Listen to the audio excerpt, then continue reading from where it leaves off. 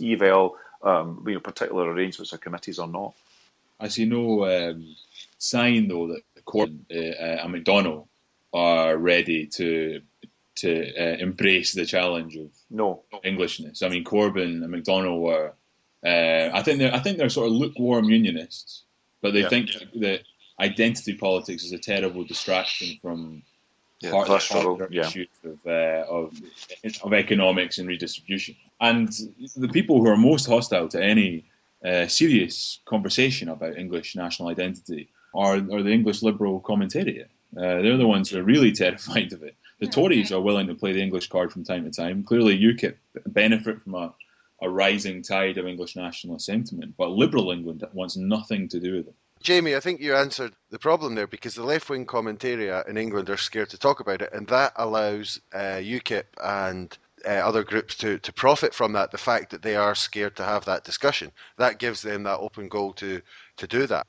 Yeah, and there are some more radical sections of the English left who have legitimate concerns, I think, about what English national identity really means. It may well be too closely tied to the old imperial instinct, really progressive. We have a bit of a get-out clause. I'm not suggesting for a moment that Scots weren't implicated on every level in the British imperial project, but we have a bit of a get-out clause in this alternative kind of identity. So it's an exceptionally complicated issue, and I suppose the complexity of it is part of the reluctance to tackle it. And to stay on Westminster, and then we'll move on, a couple more things down there. But the House of Lords, two things about the House of Lords. One, I'm sure you were all very pleased to see Michelle Mone, Danny Alexander and Alistair Darling get their dues for their sterling roles in the referendum process. That was fun. But then something else happened with the House of Lords. I thought was one of the more interesting stories of the year, because it threw a googly right in the middle of people who, would probably like to get rid of the House of Lords, but here was the House of Lords doing something possibly quite good. But then at the same time, Cameron is now trying to basically abolish the thing. Or not abolish the thing, but keep it there, but stop it from having even the limited powers it does have. So, Kathleen, what did the House of Lords revolt? How did it strike you? It did struck me as a waste of time. I wouldn't care if the House of Lords stood up and declared that we lived in a feminist society with an independent Scotland. I still wouldn't take it seriously. You've talked about, somebody like Michelle Mone, who was not a particularly successful business person, but she was a very successful self-publicist. The idea that this person should be picked, not elected, to give a legislative power over me, I find it offensive. I think the House of Lords is obviously an anachronism. And I do not see it as being an effective opposition. I mean, in the 80s, some of Thatcher's more strident policies, the House of Lords stood against them as well. But of course, the House of Commons can always overrule the House of Lords by, doing it differently, changing the bill, or just not letting them, not taking them on board. So I think people who think, oh yes, but look at the House of Lords with their wisdom there, standing up against the more extreme. I mean, really, it is an anachronism, it is pointless, it costs a lot of money, and it's full of people who really have no right to be governing me, because they haven't been elected to govern me. Pat? Good God, I can't dissent from a single word of that, and it's one of the things, if the SNP Scottish national cultist critics have a point, is that you can often just lose yourself in your own little worldview and actually, as I say, inoculate and insulate yourself from even having to think about the House of Lords. I mean, as I remember it, they were blocking. I think it was the welfare reform bill, wasn't it? Have I got that right? Mm-hmm. Was that where the revolt was? Yeah. I mean, the idea that we should be relying on the sediment of a wave of absolutely partisan appointments to an unelected body to be any kind of impact at all on the accountability of a particular piece of policy passing through a particular parliament. I mean, it's revolting. Globally, it's embarrassing. I mean, in a sense, there's many aspects of the operation of Eunice Britain that I'm happy almost just to kind of redirect my attention away from. I'm happy for those on my side to point out the utterly farcical and revolting nature of it. I think it should generate outrage. I think the national newspaper should be getting its Photoshop tools sharpened to a fine point when it comes to kind of representing these things, as many animals posted onto the heads of humans as possibly could be managed. But it's just, I'm mostly embarrassed by it. I mean, I'm sort of embarrassed by this as a consequence of a no vote, that we still have to be dealing with this. I went and looked at the white paper just the other day, and you can say many things about the white paper. You can say many things about its oil cost predictions, all you want, but it's a piece of reform legislature. It looks to fix structures that are evidently broken as a result of the great unwritten constitution, the great, evolutionary tradition-based nature of British parliamentary democracy. And I still, at this stage, at the end of 2015, lament the fact that we didn't get to that reform movement, because this is a classic example of stuff that needs to be reformed. And Jamie, I'll show off my journalistic skills here by putting this question as neutrally as possible, but do you still think it's a good idea that we are basically legislated for by people whose ancestors killed someone for the king in about 900 years ago? Do you think that's a good idea? I think you either support an unelected upper chamber or you don't, and I don't. And if you don't support it, then the decisions they make are entirely academic. Fair enough. All right, so let's move on to something a little bit different now, because throughout 2015 we've had some various newcomers on the Scottish scene. There's one that Jamie wanted to talk about, which I'm not too up on, so I'll go to you first with that. I've got a list here. We've got the Ferret, the National, Common Space and Rise. And we'll start with the Ferret, Jamie. What can you tell us about them?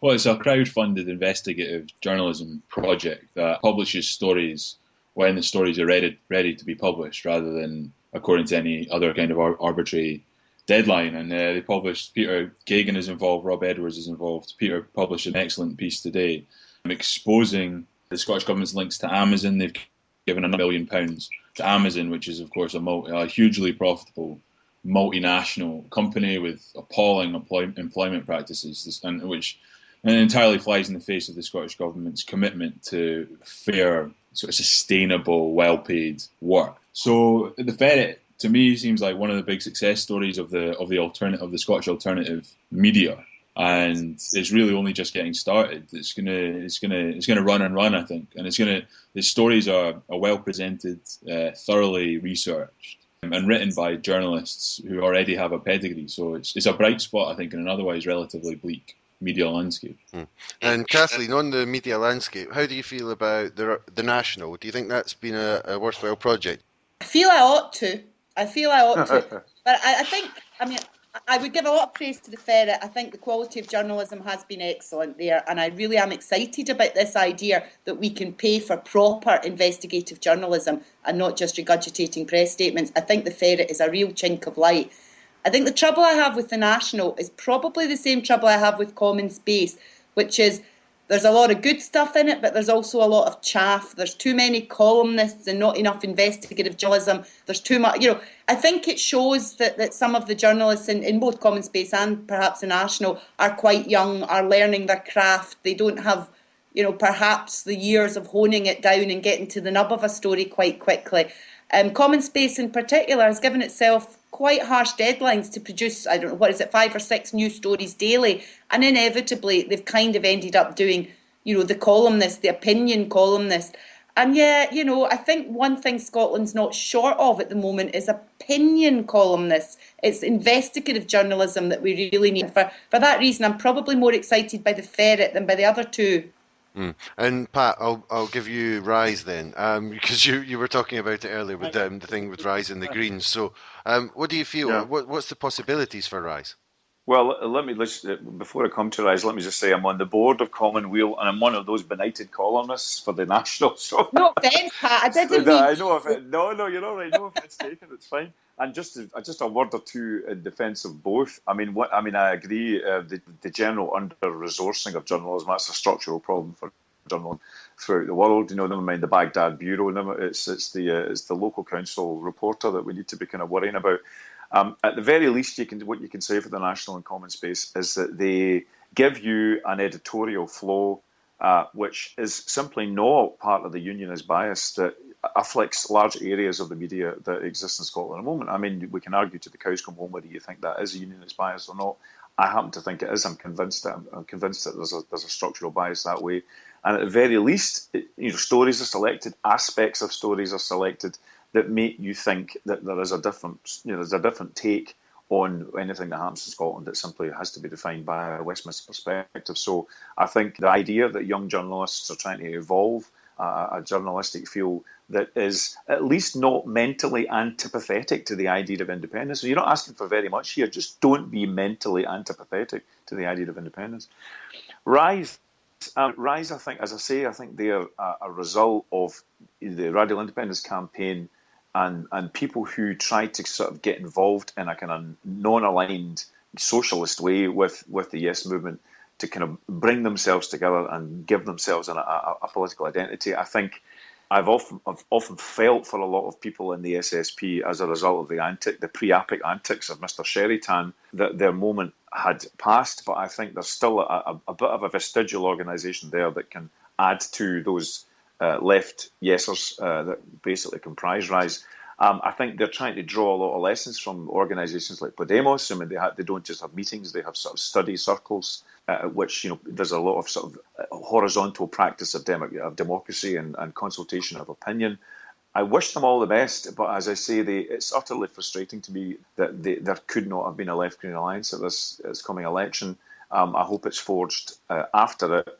And I support them for being able to take the rule book of a political party and rewrite it from a blank sheet of paper. And I think they're doing not bad at the moment. But as I say, I think we're all going to be feeling a bit rueful after May 2016.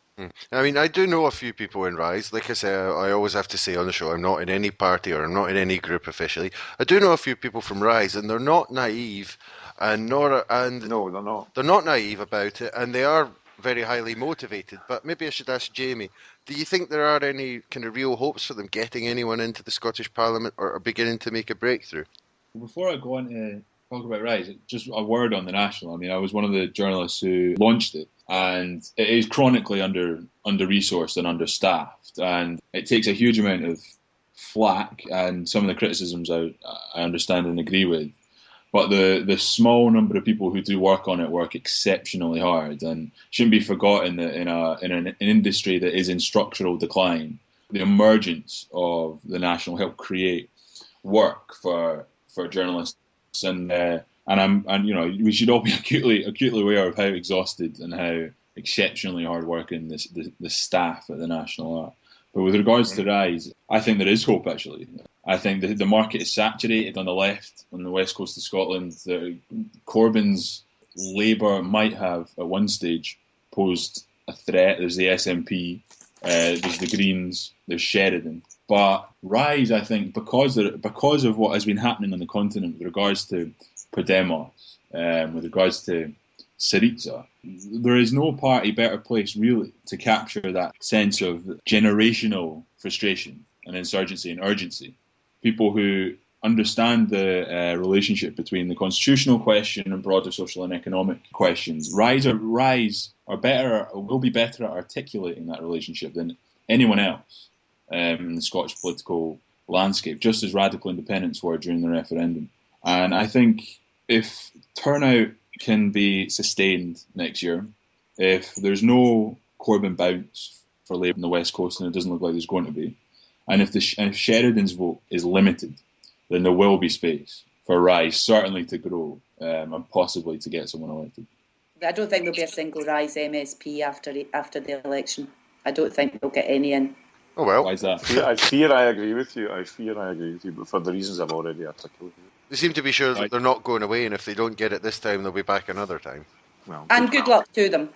Yeah, absolutely. Well, it will depend on how high their vote is. I mean, if they do exceptionally badly, then I suspect they won't last very long after the election. But if they get a decent vote, if they establish a base, then it'll be something to build on. Again, I don't think I'm being over-optimistic in suggesting that despite this saturated market, Rise have something quite distinctive to offer. And there will be people. Rise's first job is to get people to know who they are, to publicise themselves. And once they do that, let's wait and see.